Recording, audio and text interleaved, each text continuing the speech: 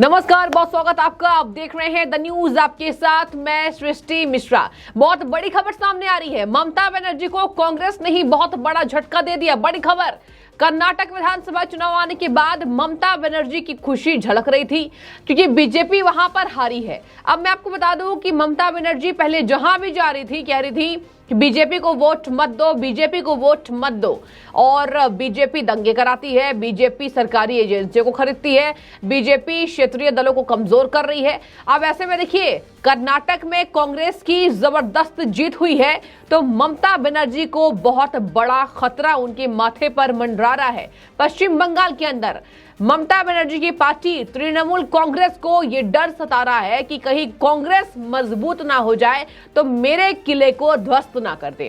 राजनीति इसी को कहते हैं। और देखिए, आज पूरी तरीके से राजनीति में क्या हो सकता है, कब कौन से करवट हो जाए, कब किसी पार्टी ने करवट बदल ली, और आज जमीनी स्तर पर यह दिखाई दे रहा है। बहुत बड़ी खबर आपको बता दें, ममता बनर्जी ने कहा है कि हम कांग्रेस को सपोर्ट कर रहे हैं लेकिन कांग्रेस मुझसे लड़ना बंद करे, ये कहा है ममता बनर्जी ने। और देखिए, कांग्रेस में आपको बता दें कि निरंजन चौधरी ने कहा है, वो प्रदेश अध्यक्ष हैं, और देखिए उन्होंने कहा है साफ तौर पर कि ऐसी कोई बात नहीं है, जहां जरूरत पड़ेगी हम ममता बनर्जी से लड़ेंगे। यानी कि बहुत बड़ा झटका ममता बनर्जी को। और क्यों ये माना जा रहा है, क्योंकि आपको बता दें कि एक तरफ टीएमसी ये दमखम भर रही है कि मुझसे ना लड़े, ये जरा सुनिए, मुझसे ना लड़े कांग्रेस, लेकिन कांग्रेस जहां जहां मजबूत है हम उनका समर्थन करते हैं। अब देखिए अधीर रंजन चौधरी ने क्या कहा है। अधीर रंजन चौधरी ने साफ तौर पर कहा है ऐसी कोई बात नहीं है। ममता बनर्जी ने कर्नाटक में ये तो कहा कि बीजेपी को वोट मत दो, लेकिन ये नहीं कहा था कि कांग्रेस को वोट दो, ये नहीं कहा ममता बनर्जी ने। और इसीलिए जहां जहां जरूरत पड़ेगी हम टीएमसी से लड़ेंगे। ये रीजनल पार्टी जो है उन्हें सम्मान मिलना चाहिए और रीजनल पार्टीज को प्रायोरिटी मिलनी चाहिए सीट शेयरिंग फॉर्मूला में, और उस कांग्रेस को सपोर्ट करेगी जहां पर कांग्रेस पार्टी स्ट्रांग है। लेकिन बंगाल में कांग्रेस पार्टी को उनके खिलाफ चुनाव नहीं लड़ना। बिल्कुल लड़ेंगे, बंगाल में क्यों, हर जगह लड़ेंगे जहां जहां जरूरत पड़ेगी हमें। आज ये कांग्रेस पार्टी की जीत हुई है, ममता बनर्जी को लगते हैं कि अभी कांग्रेस पार्टी के साथ किसी हालत में समझौता के बिना वो चल नहीं पाएगी। कर्नाटक के चुनाव के पहले कभी आप लोग ये सुना है कि ममता बनर्जी कह रही है कि कांग्रेस पार्टी को वोट दो, क्योंकि कर्नाटक में बीजेपी को हराने के लिए कांग्रेस को वोट देना जरूरी है? कभी कही होगी, सुने आपने? चुनाव जब चल रहे थे, ममता बनर्जी कभी अपने तरफ से कर्नाटक वासियों को यह अपील नहीं की कि उनकी विपक्ष कर्नाटक में कांग्रेस पार्टी के सारे उम्मीदवारों को मतदान में आप जिताने की प्रयास करें, कभी नहीं कही। ये वो ममता बनर्जी जो यूपी जाती है, बिहार जाती है, बीजेपी पार्टी के खिलाफ जो लड़ते हैं उनको मदद करने के लिए, लेकिन कर्नाटक में नहीं गई क्योंकि वहां कांग्रेस पार्टी लड़ रहे थे।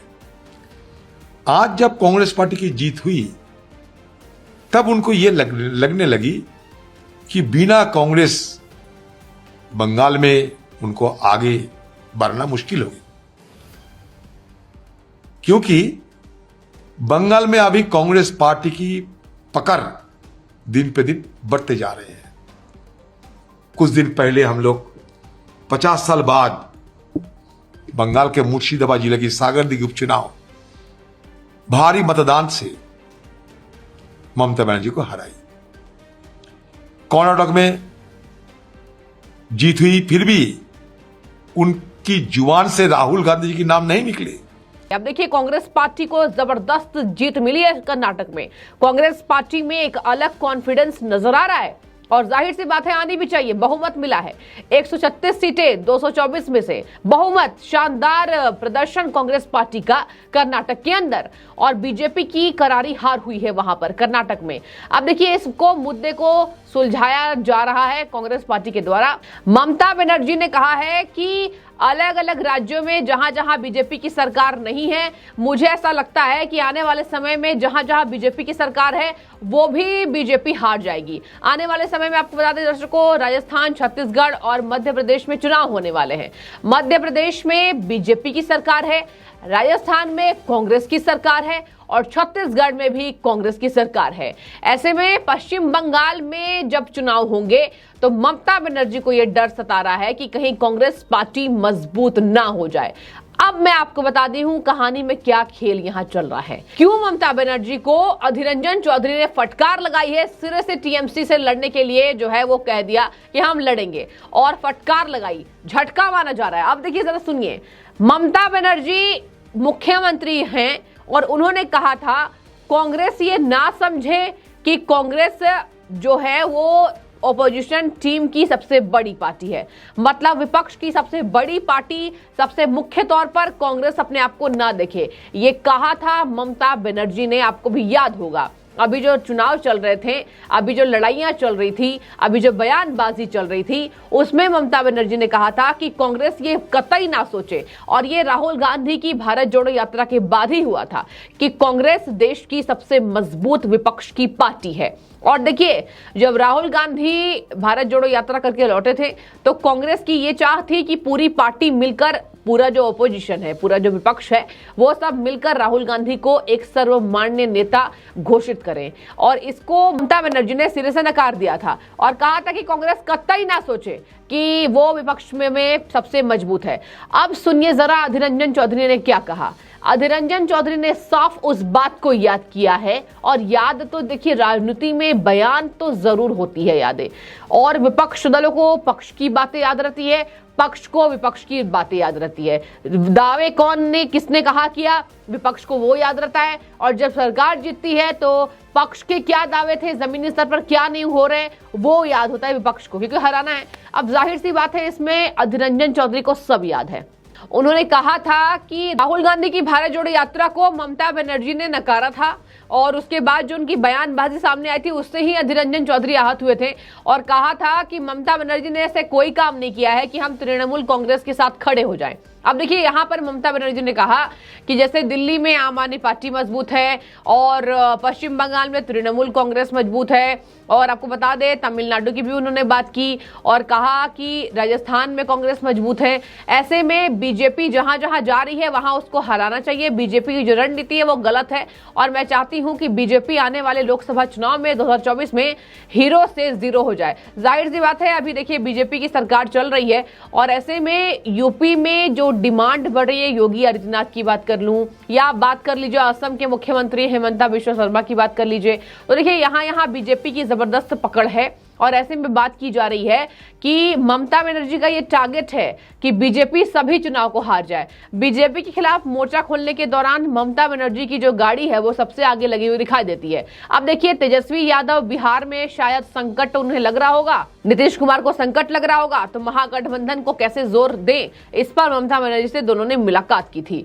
ऐसे में जो विपक्ष की एकजुटता है वो जमीनी स्तर पर धराशायी अभी से ही दिखाई दे रही है, और कहा जा रहा है कि विपक्ष कभी भी एकजुट नहीं हो सकता। ये कतई जो है वो संभावित नहीं है, और ये बिल्कुल भी नहीं होने वाला है।